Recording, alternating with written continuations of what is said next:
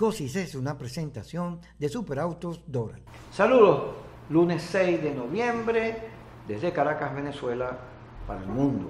En especial para Miami, porque salimos en CONCAF, en el canal 81, el venezolano TV.com.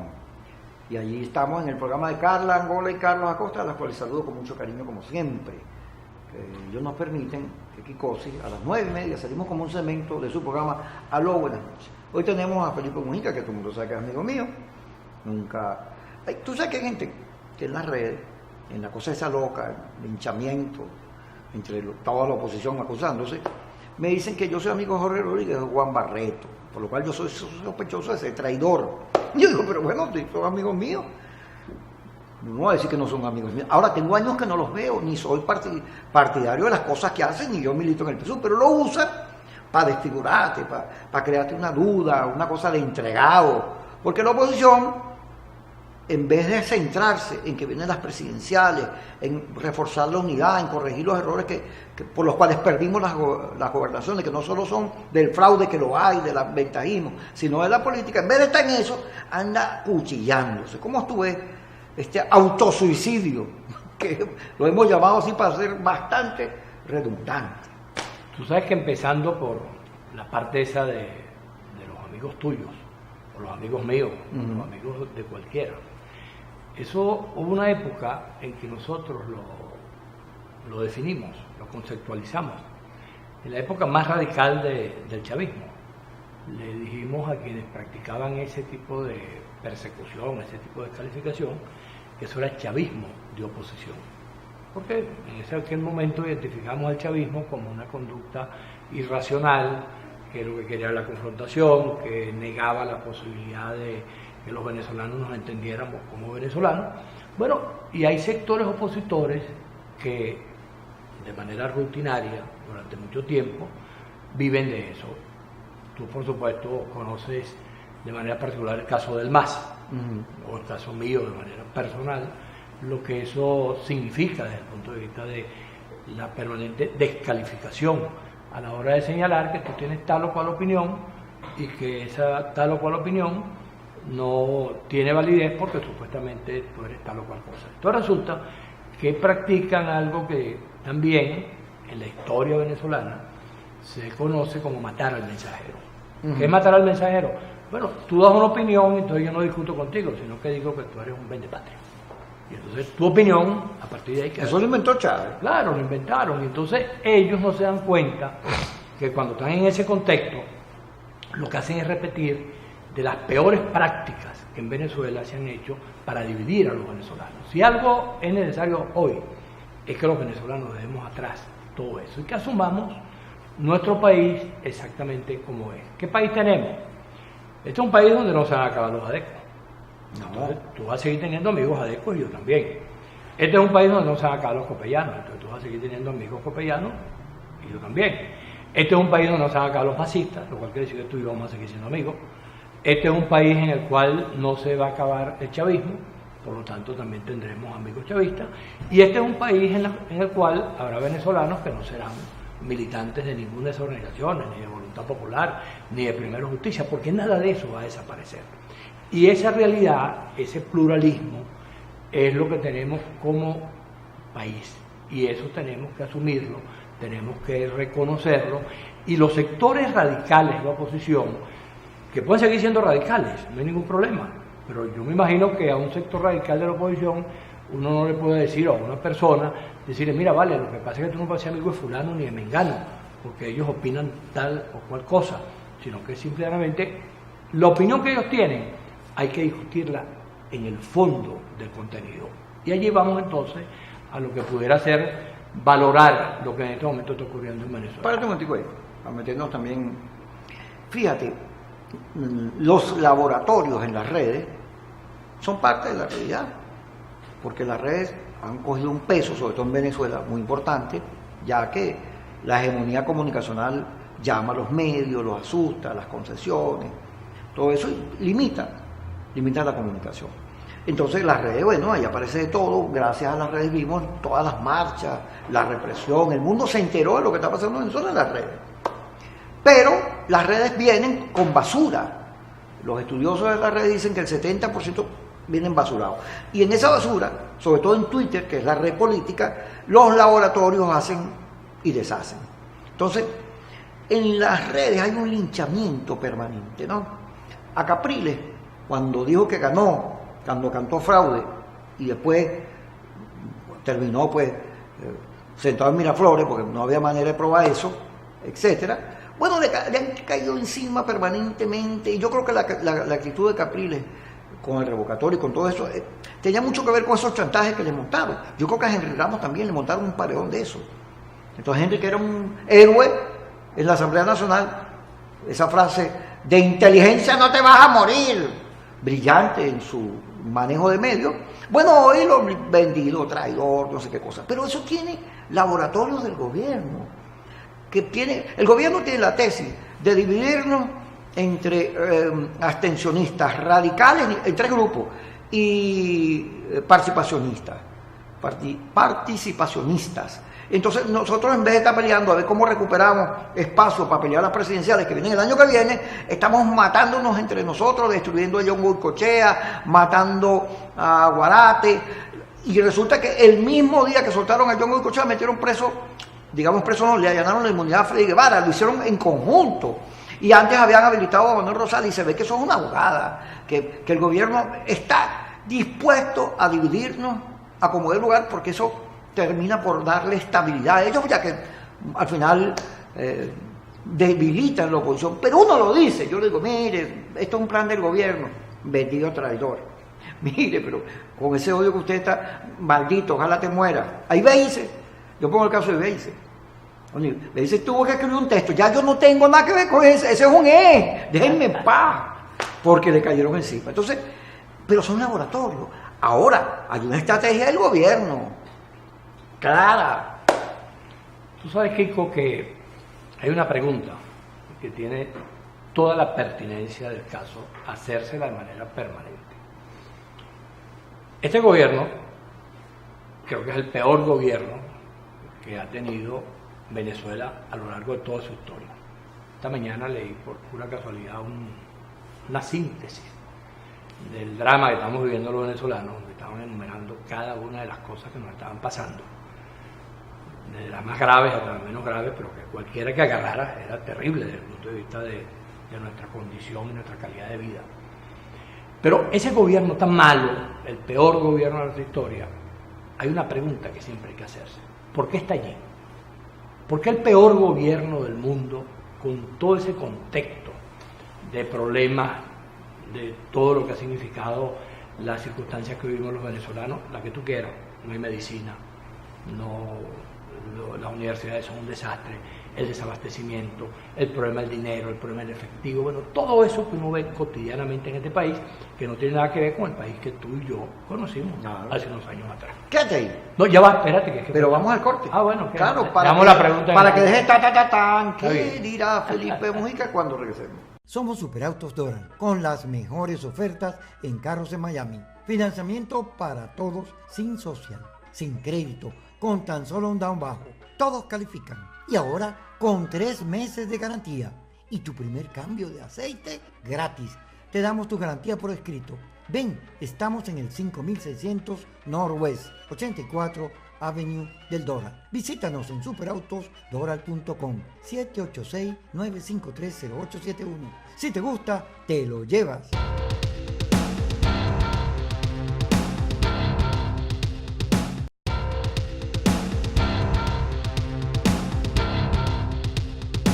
Seguimos con Felipe Mujica, que iba a explicarnos cómo es que en el peor gobierno del mundo, con esta crisis, hambre, gente comiendo la basura, inflación insólita, cómo es que el gobierno sigue ahí.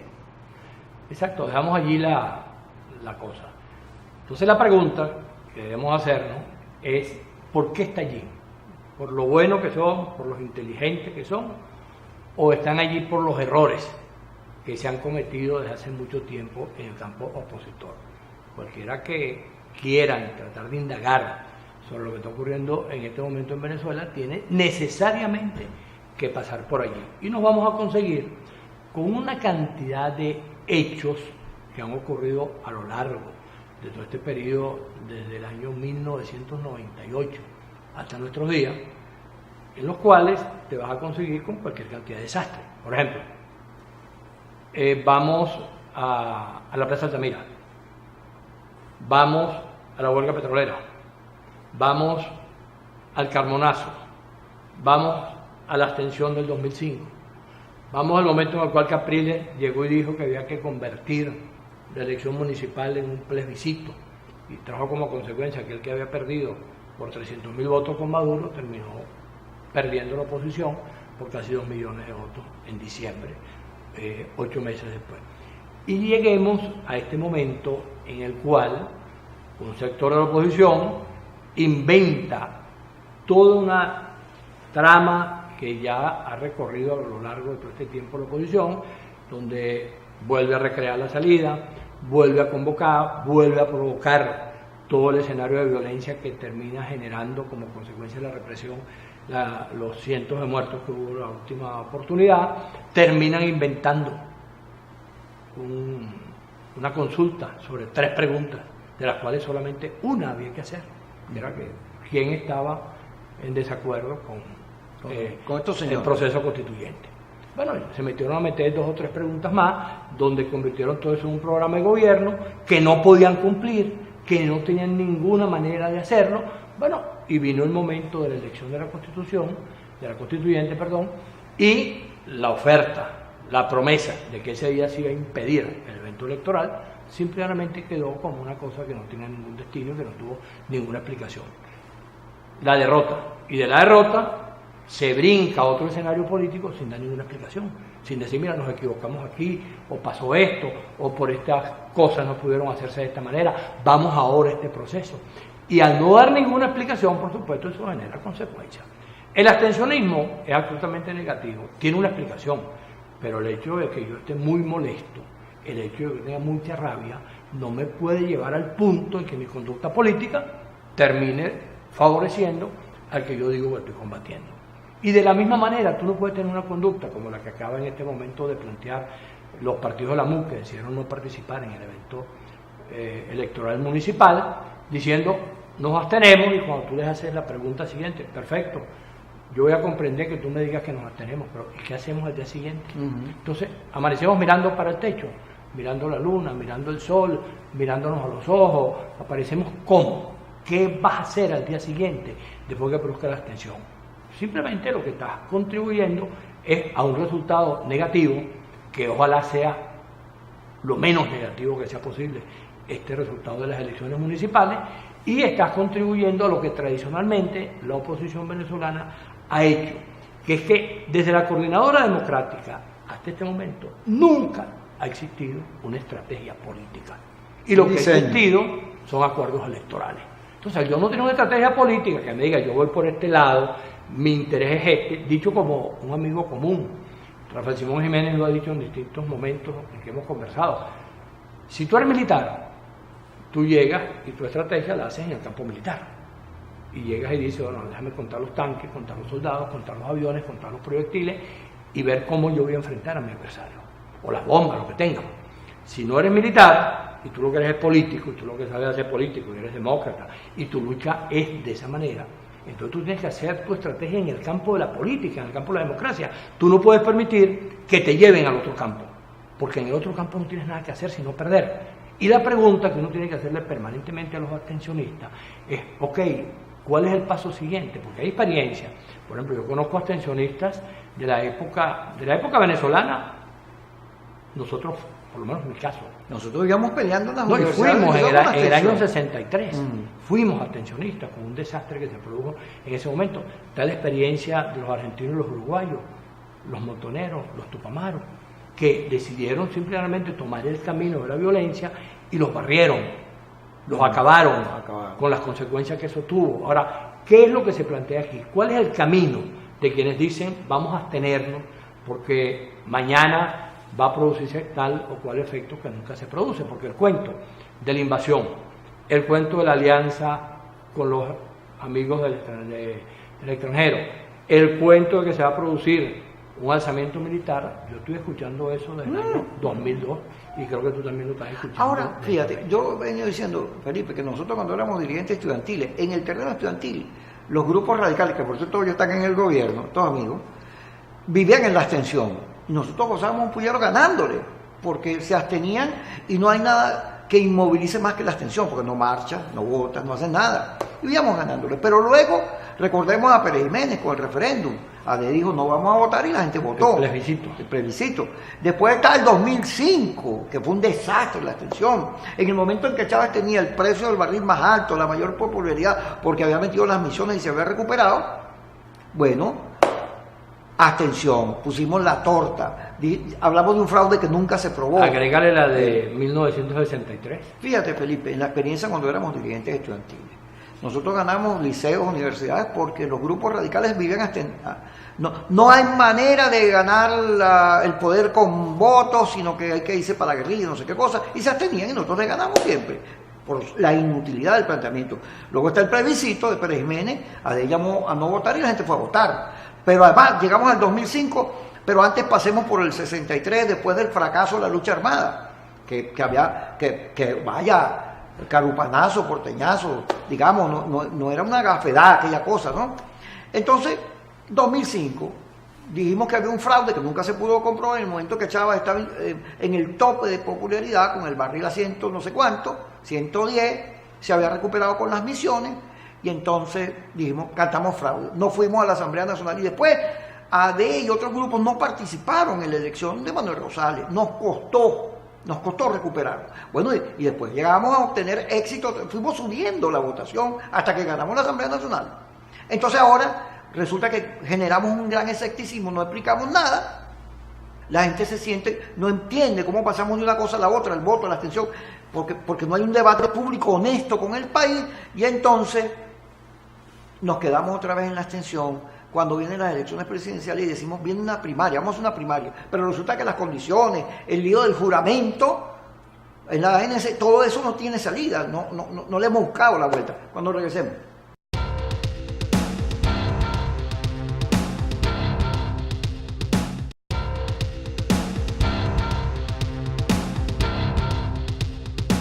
Seguimos con Felipe Mujica. Yo le comentaba todo ese largo discurso sobre la necesidad de corregir errores, de hacer política para las mayorías, de dejar la puñaladera esa que tenemos, atacar el desconcierto, el estado de ánimo que está fregado, o sea, una serie de correctivos, entre otros, el cambio de las condiciones y la juramentación. La juramentación es una trampa. ¿Cómo es que tú no me voy a juramentar porque es un problema de dignidad y de ética y entregas el Zulia? Y ahora te clavan a Omar Prieto, que es peor que Bielba Mora, pues, que ya es decir. Y entonces no le das la vuelta al asunto a ver cómo lo resuelvo. Hay una falta de definiciones estratégicas, de ejercicio de la política, de evaluación de escenario. Ahora, uno lo dice para que se corrija, porque la oposición que tenemos es esta. Estos son los bueyes que hay, ¿no? Yo no hago nada descalificando a uno o a otro, porque al final de cuentas nuestro adversario no solo es peor, sino que para ganar hay que echarle pichón. Ahora, cuesta. Aún cuando el liderazgo sabe que es así, sabe que lo que estamos diciendo tiene razones, o por lo menos discutibles, cuesta que esos debates se den. Es que yo creo que es un problema de cómo ha sido concebida la oposición al chavismo desde que se estructuró. Si tú revisas un dato que tú lo conoces tan bien como yo, entre aquella cosa que era la Coordinadora Democrática cuando nace y lo que después fue la MUC, tú tratas de averiguar quiénes estaban allá y quiénes ahora no estamos. Te vas a conseguir que no está Carlos Ortega, no está Carmona, no está Enrique Mendoza y no está el MAS. El resto de los factores políticos son exactamente los mismos que han venido dirigiendo la oposición desde el momento de la coordinadora hasta ahora. Ese grupo de factores políticos ha estado asignado por una situación en la cual cada decisión ha sido fundamentalmente de tipo electoral.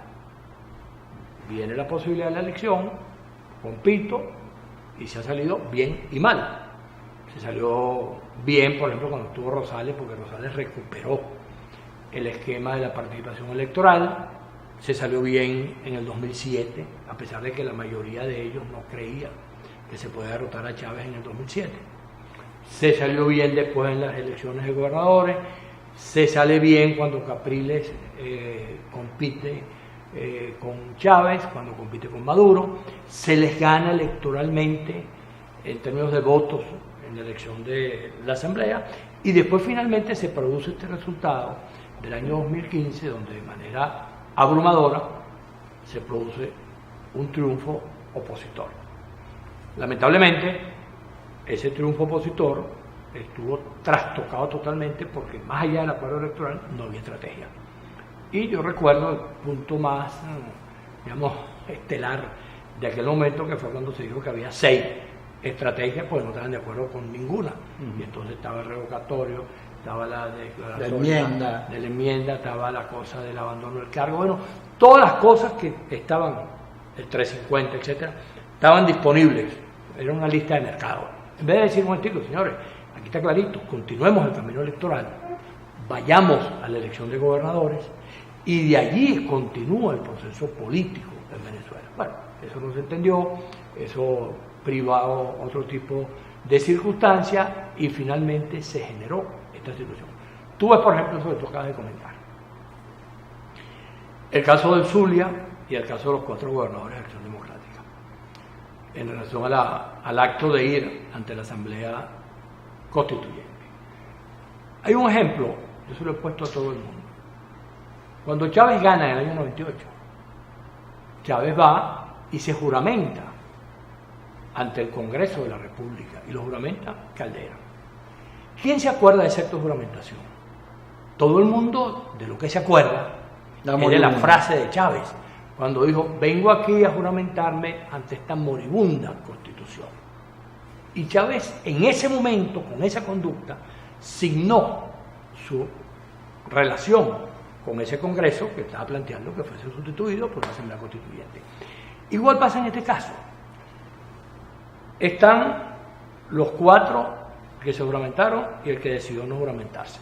La política la inventó el diablo. Y el diablo va a permitir que dentro de un mes aproximadamente nosotros sepamos cuál decisión era correcta. Cuando haya elecciones en el Zulia, yo estoy convencido que va a ganar Manuel Rosales. Creo que el pueblo zuliano va a dar una respuesta contundente de lo que eso significa. Y gane Rosales esa elección. ¿Dónde va a estar Guanipa en ese momento? ¿Cuál va a ser el destino de Guanipa? Porque esa es la pregunta que hay que hacerse en términos de resultados políticos. Porque de otra manera no tiene ningún sentido el que tú condenes un acto que el que lo cumple como tú quieres desaparece. Pero Guanipa seguramente, ya lo dijo, va a acusar a Manuel Rosales de traidor y va a llamar a la abstención. Es que no importa de lo que lo acuse. Guanipa puede hacer lo que quiera. Por cierto, sería bien injusto que lo hiciese, porque si alguien respaldó a Guanipa fue Rosales y un nuevo tiempo allá en el Zulia. Buena parte del resultado a favor se produce por la manera en que un nuevo tiempo participa. Ojalá Guanipa no cometa ese tipo de errores y simplemente quede a la expectativa. Pero en términos políticos, gana Rosales y esa gobernación vuelve a manos del campo democrático, la gana Manuel Rosales, que se irá a repotenciar en términos políticos, y los otros 4 gobernadores estarán en ejercicio. Pero Guanipa, ¿dónde está? Esa es la pregunta que hay que hacerse, porque no me digas que es que tú estás haciendo eso por un problema ético, por un problema de reglas morales, etcétera, porque eso, que puede ser verdad, no tiene nada que ver con las decisiones políticas. Y si algo necesita en este momento el campo democrático venezolano, son líderes, conductores que permitan vislumbrar que efectivamente puede haber la salida electoral que se está anunciando. Tú ves, por ejemplo, el campo internacional.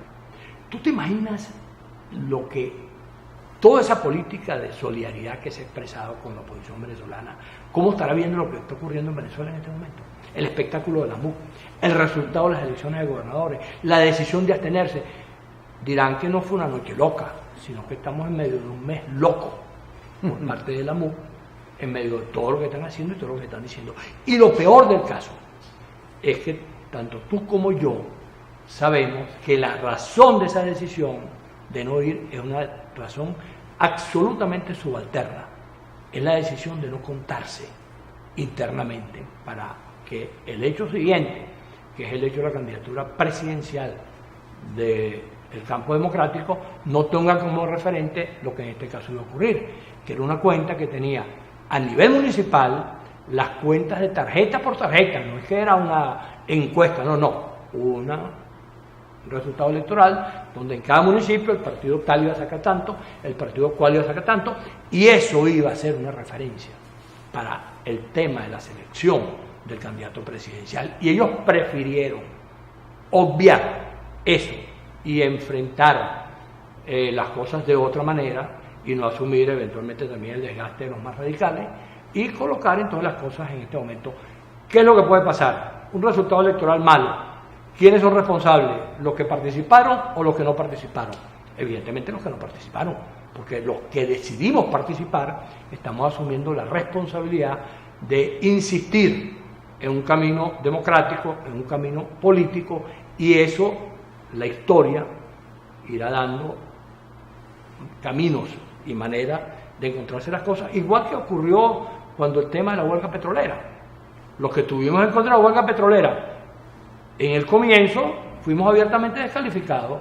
Cuando la huelga fracasa y se reconoce el absurdo de ese planteamiento, entonces hubo que reivindicar a los que en aquel momento criticamos. El caso de Altamira, los que estuvimos en contra de ese planteamiento de grupos militares en la Plaza de Altamira. El caso del 2005, cuando deciden abstenerse también por una razón subalterna, que era no contarse entre sí varias organizaciones políticas de la oposición para no dar una demostración de que había uno más grande que otro. Bueno, y llevaron al absurdo de un planteamiento donde dijeron, el gobierno no va a poder gobernar con una asamblea monocolor.